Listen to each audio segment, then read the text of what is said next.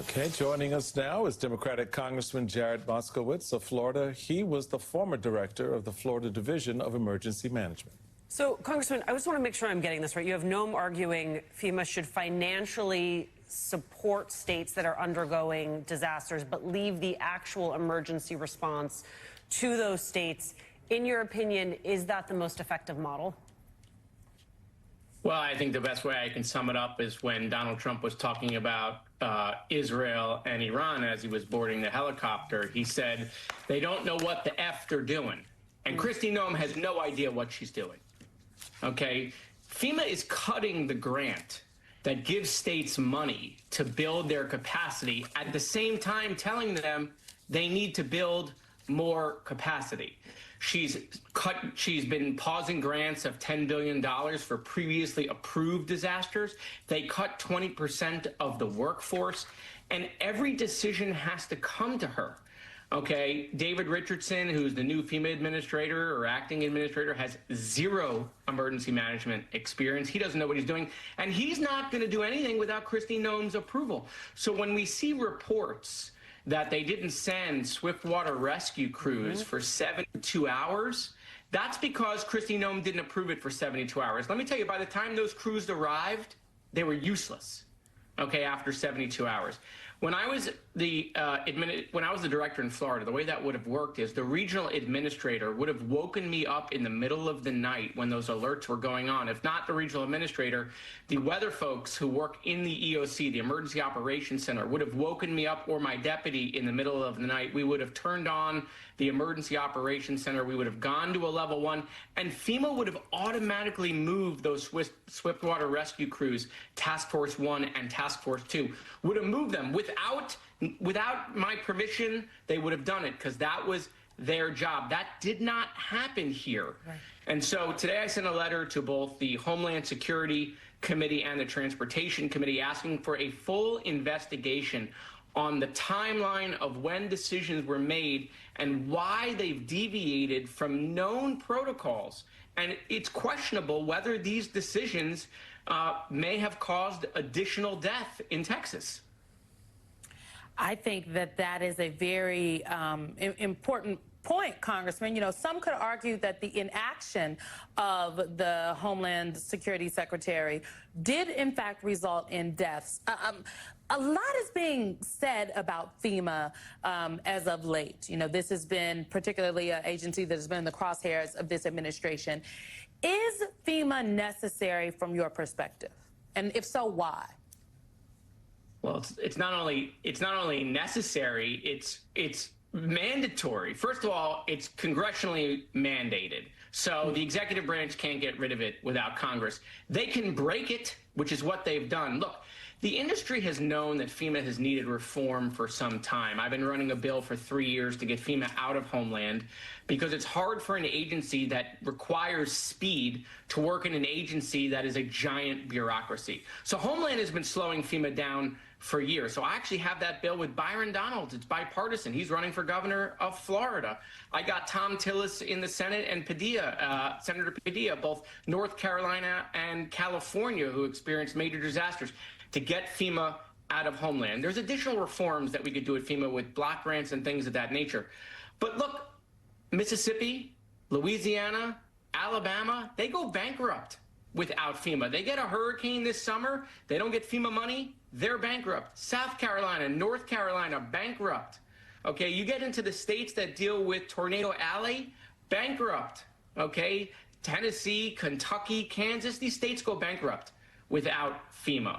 So we need to move from the ridiculousness of getting rid of FEMA and figure out what reforms we can make to make FEMA better and faster. But that's not what Kristi Noem is doing. She's actually made it worse. She's made FEMA less responsive, so much for efficiency and DOGE. Okay, and so, you know, this is just my belief, I actually don't think the West Wing knows how bad FEMA is right now, and they are not even aware the damage that Kristi Noem has done to the agency, and they're not going to find out until real time. God forbid we get a real big storm this summer.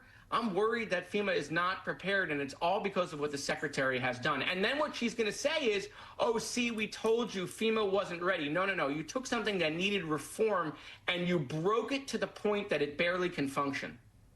Hey, Congressman, I think everyone can hear the urgency and the concern in your voice. I certainly appreciate the way you opened this conversation with that quote.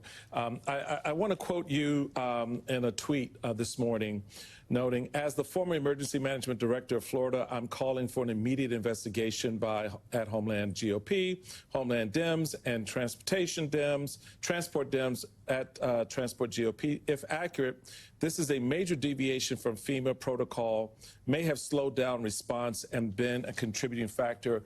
This was in response to the CNN reporting that Kristi Noem didn't authorize FEMA's response, deployment of its urban search and rescue teams until more than 72 hours after the flooding began. When Kristen Welker asked the president about Noem's policy of her slow response, Mr. Trump said, I don't know anything about it. We were right on time. She's done a great job. So, sir, I will give you an opportunity to expand on the point that you just made about the preparedness or the lack thereof of this administration and its control of FEMA as we get ready, because it surprises me, sir, that these red states that you just named are not concerned about what could come if they get, a big tornado, a big hurricane this season. Yeah, Michael Brown was doing a great job right before he was fired. So, at the end of the day, she's going to find herself to be the next Michael Brown if she gets a big storm and the agency is not ready because of her actions. The reason why I'm so animated is, look, I was an emergency management director in Florida, a Democrat for a Republican governor. Okay, this is supposed to be nonpartisan. It's supposed to be bipartisan. Okay, we're supposed to take the politics out of all of this. And that's why I'm so alarmed based on the decisions that she has made that I really think a lot of people don't know. If you talk to members of Congress, you talk to Republicans from Louisiana and Mississippi or in Georgia, okay, they want FEMA reform, but they don't want FEMA removal. They're well aware that FEMA is necessary. And so, yeah, I think this administration, when the president says, he doesn't know, that's right. I think they actually don't know how bad Kristi Noem has made FEMA. Do you know right now the regional administrator position in Florida is vacant? We don't have a regional administrator in Region 4. It's vacant. You got regional offices that are 20, 30% empty because they were forced to leave. Those are the people that call the state directors. Those are the people who know the county administrators. If you look at what happened in Texas, evacuations are done at the local level in coordination with the state. And so she has no idea what she's doing. The best thing that she can do now is sponsor my bill, get FEMA out of Homeland, get it away from her, okay, so that we can start reforming and rebuilding the agency. I mean, this is an agency that's literally responsible, right, for the contingency plans for government. God forbid we had a major disaster, a war, some sort of, unbelievable event, okay? And she's breaking it to the point where it can't function. So, Congressman, part of the reason you are so animated about this is because you represent a state that is likely to be impacted dramatically. You also represent a state where we are currently seeing the impact of this administration's deportation program and enforcement at all costs come home, specifically in the form of the ICE facility in the Everglades. There's now been reporting about the conditions in those facilities, people saying there is no water to bathe, saying they only give you food once a day, food that has worms in it. The detention center lights are always on 24/7, mosquitoes the size of elephants. Members of Congress were planning a visit to this facility, and you received notice from the state that it had its own planned tour at the same time. Does that seem suspicious to you? What do you think actually happened here? Yeah, I'm sorry. The reason I'm so animated on the last segment is I live a mile from Marjorie Stoneman Douglas, where I watched parents bury their children. And I've seen what happens when government fails. And in this instance, there's questions about whether FEMA lived up to its mission because of the secretary. And maybe some people would be alive if they had done better. Yeah, I mean, look, I'm going to the middle of the Everglades on Saturday.